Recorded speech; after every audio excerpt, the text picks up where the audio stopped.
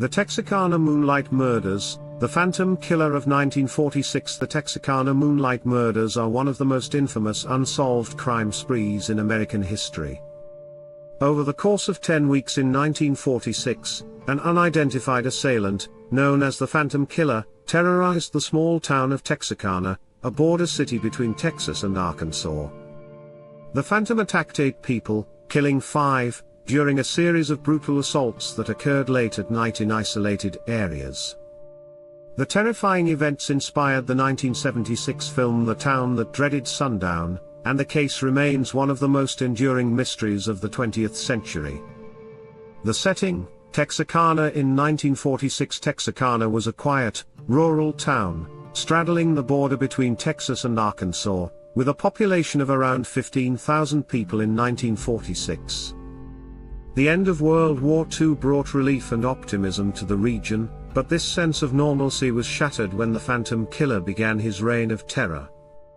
The town was thrust into fear and panic as couples parked on secluded lovers' lanes became the primary targets of the Phantom's attacks.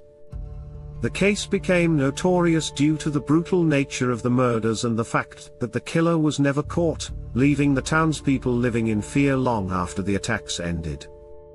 The attacks occurred at night, under the cover of darkness, and often involved young couples in cars parked in isolated areas. Each attack followed a similar pattern, though the level of violence escalated over time.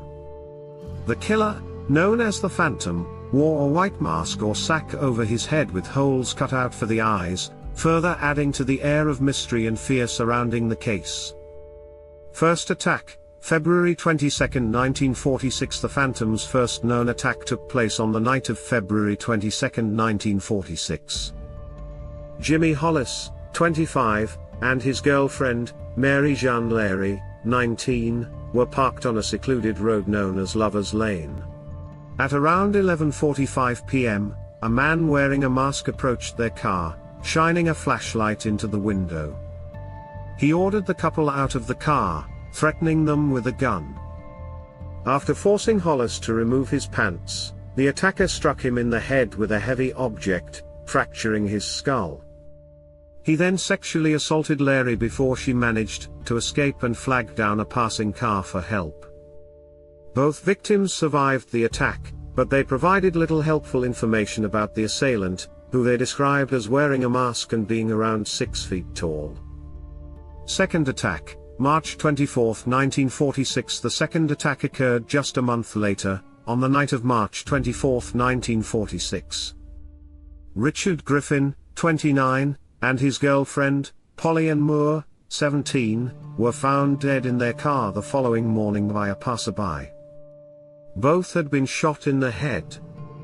Griffin was found slumped in the front seat, while Moore was found lying face down in the back seat. Investigators believed the killer had ambushed the couple before shooting them at close range and then dragging Moore's body to the back of the car. There were no witnesses, and no significant leads emerged. Third attack, April 14, 1946. On April 14, 1946, the Phantom struck again, killing Paul Martin, 17, and Betty Jo Booker, 15. Booker was a popular local girl and the saxophonist for a band that had played at a nearby high school prom that evening. Martin had picked her up after the show, and they were last seen driving off together. The next morning, Martin's body was discovered on the side of the road. He had been shot 4 times, and his car was found about a mile away. Booker's body was found later that day in a wooded area, 2 miles from Martin's body. She had been shot twice, and her saxophone was found in the woods some time later. The brutality of this attack, combined with the fact that Booker was a well-known figure in the community, shocked the town.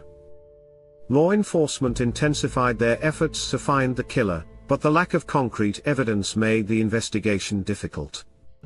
Final attack, May 3, 1946. The final known attack occurred on the night of May 3, 1946. Virgil Starks, 37, a farmer, was shot and killed in his home, miles away from the previous attacks. His wife, Katie Starks, 36, was also shot but survived by escaping to a neighbor's house, despite being severely wounded.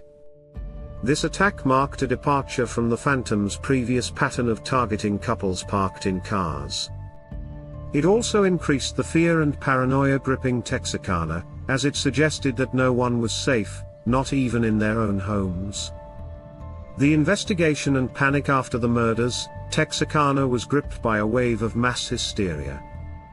Residents began arming themselves, setting up neighborhood watch patrols, and installing extra locks and window shades. The town became a ghost town at night, with people staying indoors for fear of encountering the Phantom. Law enforcement agencies from both Texas and Arkansas were brought in to investigate, and Texas Ranger Captain Manuel Lone Wolf Gonzalez was assigned to lead the case. Despite their efforts, the investigation was hampered by a lack of concrete evidence. The Phantom left no fingerprints, no witnesses, and no clues that could lead to an arrest. Over the course of the investigation, dozens of suspects were questioned, and many were arrested for unrelated crimes. However, the identity of the Phantom killer remained elusive. Prime suspects: Ewell Swinney. One of the most prominent suspects was Ewell Swinney, a local man with a history of criminal behavior, including car theft. Swinney was arrested in July 1946, after police connected him to a stolen car that had been found near one of the crime scenes. His wife, Peggy Swinney, initially implicated him in the murders, telling police that her husband had confessed to being the Phantom killer. However, Peggy later recanted her statement, and there was insufficient evidence to charge Ewell Swinney with the murders.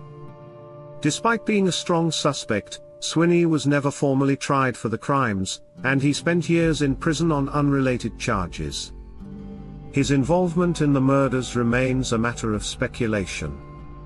Aftermath and legacy: after the final attack in May 1946, the Phantom killer seemingly disappeared. The case remains officially unsolved to this day, and the identity of the killer continues to be a source of debate and mystery. The terror that the Phantom instilled in Texarkana lingered for years, with many residents haunted by the brutal crimes and the lack of closure. The case inspired the 1976 film The Town That Dreaded Sundown, which dramatized the events of the Texarkana Moonlight Murders and further cemented the Phantom killer's place in popular culture. A 2014 remake of the film added a new fictional twist to the story, bringing the case back into the public eye. Every year, Spring Lake Park, the site of one of the original attacks, hosts screenings of The Town That Dreaded Sundown, keeping the eerie legend of the Phantom killer alive in the town's lore.